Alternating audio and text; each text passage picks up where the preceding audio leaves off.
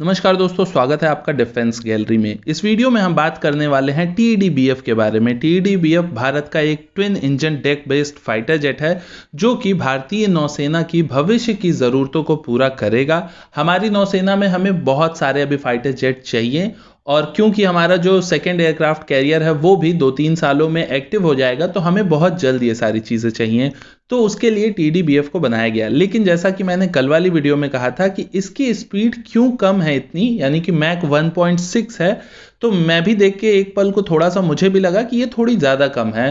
तो फिर मैंने सोचा कि एक बार आप लोग से भी पूछूं। आप लोगों में बहुत लोगों ने उस वीडियो में अलग अलग सजेशंस दिए हैं जिसको मैं कहीं ना कहीं इस वीडियो में भी इंक्लूड करूंगा।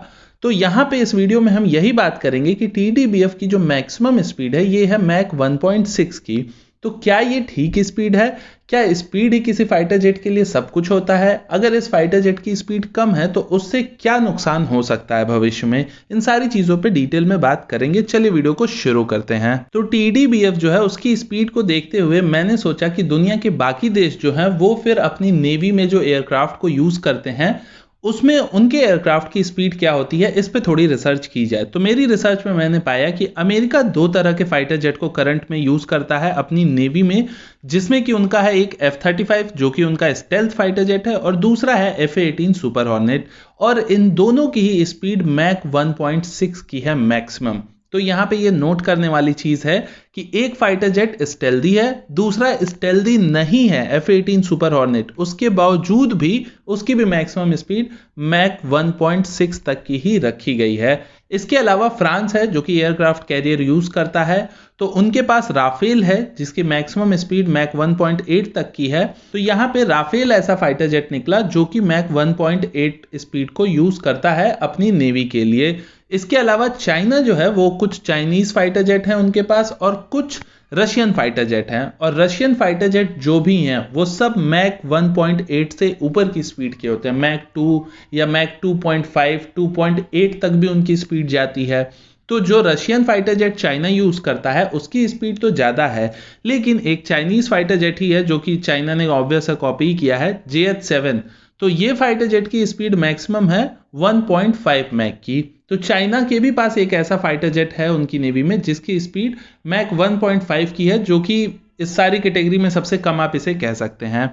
अब आते हैं इंडिया के ऊपर। तो आपने ये देख के एक चीज तो समझ ही लिया होगा कि अगर अमेरिका मैक 1.6 वाले फाइटर जेट को यूज कर रहा है, सिर्फ F-35 होता तो ये कंपैरिजन गलत होता।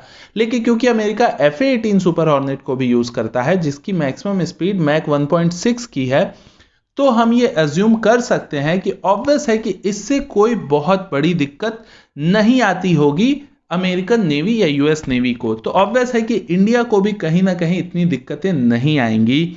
अब थोड़ा सा एक यहाँ पे डिस्कशन करते हैं कि किसी भी फाइटर जेट में मैक्सिमम स्पीड की जरूरत होती कब है। किसी फाइटर जेट की स्पीड सपोज करिए मैक 2.5 की है, तो उससे उसको क्या फायदा होगा और कब वो पायलट जो है वो अपनी उस मैक्सिमम स्पीड का यूज करेगा। तो देखिए, सबसे पहली बात तो ये कि मैक्सिमम स्पीड जो होती है वो कभी भी परमानेंट स्पीड नहीं होती है, वो सस्टेन नहीं करती है स्पीड। मैक्सिमम स्पीड में आप सिर्फ कुछ सेकंड्स के लिए रह सकते हो, उसके बाद आपको अपने फाइटर जेट को स्लो करना ही पड़ेगा, जिसे हम कहते हैं क्रूजिंग स्पीड।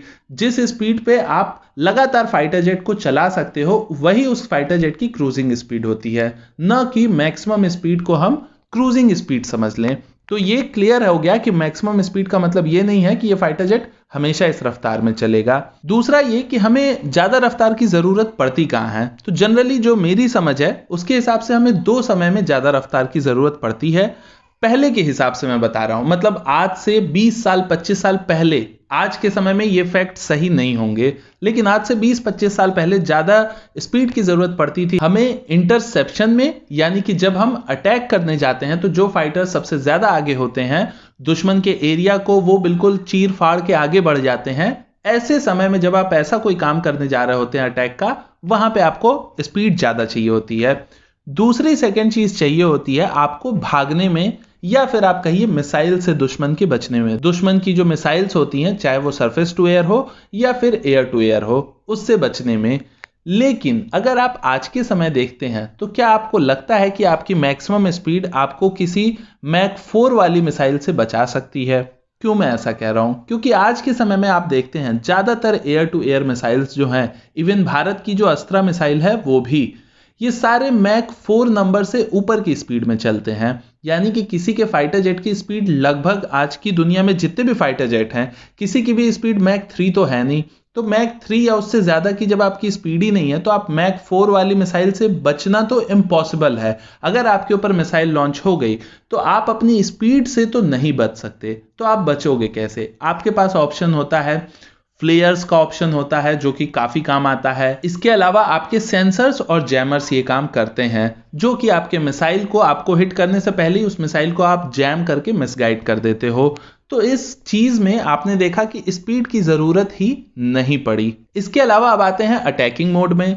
तो जब आप अटैक करने जाते हो तो आप सपोज बहुत अच्छी स्पीड रखे हुए हो, लेकिन आपकी स्पीड जितनी ज्यादा होगी उतना ज्यादा आपका जो फाइटर जेट है वो इंफ्रारेड सिग्नेचर को पैदा करेगा, जिससे कि दुश्मन के जो रडार हैं, ऑलरेडी इतने एडवांस रडार अब आ चुके हैं कि वो स्टेल्थ फाइटर जेट को भी ट्रैक करने में कैपेबल होते हैं।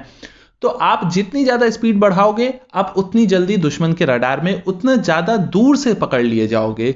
तो जब आप अटैक करने भी जाते हो तो आप दुश्मन की टेरिटरी में बहुत स्पीड के साथ नहीं जा सकते। तो मैक 2 की स्पीड में आप सोचो कि आप पाकिस्तान पे भी अगर अटैक कर लो ना, तो आपको अटैक करने से पहले ही पाकिस्तान को पता चल सकता है। पाकिस्तान जैसे देश की मैं बात कर रहा हूं, हालांकि बालाकोट में तो उनको नहीं पता चला, तो मैं श्योर हूं कि मैक 2 की स्पीड उस समय नहीं रही होगी हमारे किसी भी फाइटर जेट की। तो यहां पे देखा आपने कि ना आप अटैक करते वक्त ज्यादा स्पीड को यूज कर सकते हो, ना आप अपने प्रोटेक्शन में ज्यादा स्पीड को यूज कर सकते हो। तो फिर आपका स्पीड किस काम का रहा? ये चीज कई लोगों ने कमेंट सेक्शन में भी लिखा था कि ज्यादातर पायलट वो अपनी पूरी लाइफ 0.5 मैक की रफ्तार से लेके 1.5 मैक के बीच में ही फाइटर जेट को उड़ाते हैं। चाहे वो कोई शॉर्टी कर रहे हो, चाहे वो पेट्रोलिंग कर रहे हो, या इवन अगर आप वॉर टाइम में भी हो, तो भी बहुत रेयर ऐसा होता है कि आपके फाइटर जेट की स्पीड जो है वो मैक 1.5 या उससे ऊपर की हो जाए। जनरली इससे कम की ही स्पीड में ये काम होता है। साथ ही साथ आज का जो समय है वो आपको पता है स्पीड का नहीं बल्कि टेक्नोलॉजी का है। तो आपके फाइटर जेट में स्टेल्थ की टेक्नोलॉजी होनी बहुत बहुत ज्यादा जरूरी है। और टीडीबीएफ को अगर आप देखते हो, तो अगर आप इसके डिजाइन को देखते हो, तो इसका जो फ्रंटल डिजाइन है वो एमका से काफी ज्यादा मिलता जुलता है। यानी कि अगर फ्रंट से कोई आपको ट्रैक करना चाहेगा, चाहे वो दुश्मन का कोई फाइटर जेट हो या फिर दुश्मन का कोई एवैक सिस्टम हो, तो उसे काफी ज्यादा मुश्किल होगी इस फाइटर जेट को ट्रैक करने में। और वहीं पे अगर कोई आपको पीछे से ट्रैक करता है, तो फिर आपको अपना इंजन जो है उसमें आप स्पीड बढ़ाओगे तो ऑब्वियस है कि जल्दी ट्रैक हो जाओगे। तो शायद इसलिए, क्योंकि इसे स्टेल्दी बनाया जा सके ज्यादा से ज्यादा, इसलिए शायद इसकी स्पीड मैक 1.6 की रखी गई। और साथ ही साथ जरूरत भी कम लगी होगी। क्यों जरूरत कम हुई है? तो वो आज की जो टेक्नोलॉजी है उनकी वजह से। क्या टेक्नोलॉजी है? मैंने HAL के कैट्स प्रोजेक्ट के ऊपर एक डिटेल्ड वीडियो बनाया है, उस पर आप लोग का बहुत प्यार मिला, उसके लिए पहले बहुत बहुत धन्यवाद। और मैं आपको चाहूंगा कि आप वो वीडियो देखिए कि भविष्य का जो वॉरफेयर है उसमें फाइटर जेट से ज्यादा ड्रोन्स का रोल होगा।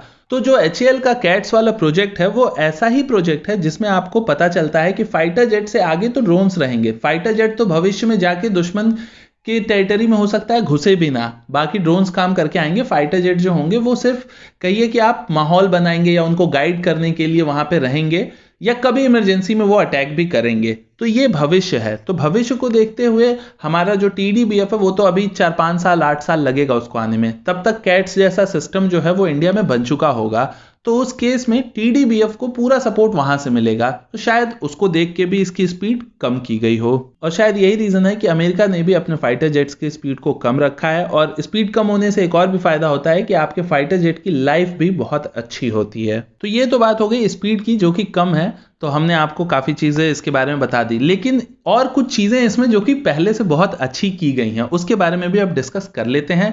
पर उसके बारे में डिस्कस करने से पहले मैंने एक वीडियो बनाया है अपने पार्टनर चैनल ऑनलाइन वेंचर्स पे, उसके बारे में आपको बताऊं भारत में कितना करप्शन है और दुनिया में कितना करप्शन है। ये चीज आप सबको जाननी चाहिए, जरूर जाननी चाहिए। तो आप उस वीडियो की लिंक आपको आई बटन पे और एंड स्क्रीन में भी मिल जाएगी। आप उस वीडियो को जरूर देखिएगा ताकि आपको आइडिया तो लगे कि भारत में करप्शन कितना है और कितना होना चाहिए। वो सब कुछ मैंने उस वीडियो में बताया है। आते हैं अपने इस टॉपिक पे आज वाले। तो इसमें जो अपग्रेड किया गया है TDBF में पुराने से इन द सेंस कि जो MiG-29 इंडिया यूज करता है उससे, तो कई चीजें इसमें इंप्रूव भी की गई हैं। स्पीड को लगता है जानबूझ के ही कम किया गया था। तो यहाँ पे इंप्रूवमेंट में आप देखिए सर्विस सीलिंग 60,000 फीट की है, जबकि पहले इंडिया जो यूज करता था MiG-29 उसकी सर्विस सीलिंग 57,000 फीट के आसपास की थी। इसके अलावा जी लिमिट लगभग सेम है, +8-3 का जी लिमिट यहाँ पे दिया गया है जो कि लगभग सेम था MiG-29 में। मैक्सिमम टेक ऑफ वेट भी इस फाइटर जेट का ज्यादा है, 26 टन तक का मैक्सिमम वेट ये ले जा सकता है। तो आप उम्मीद करते हैं कि 8,000 से 9,000 किलोग्राम तक के बीच का गोला बारूद यानी कि पेलोड ये फाइटर जेट कैरी कर सकता है। तो इसमें ये चीजें आपने देखा, जैसे सर्विस सीलिंग हुई, मैक्सिमम टेक ऑफ वेट हुआ, हार्ड पॉइंट्स हुए, ये सारी चीजें बढ़ाई गई हैं। तो MiG-29 से काफी ज्यादा कैपेबल होगा ये फाइटर जेट।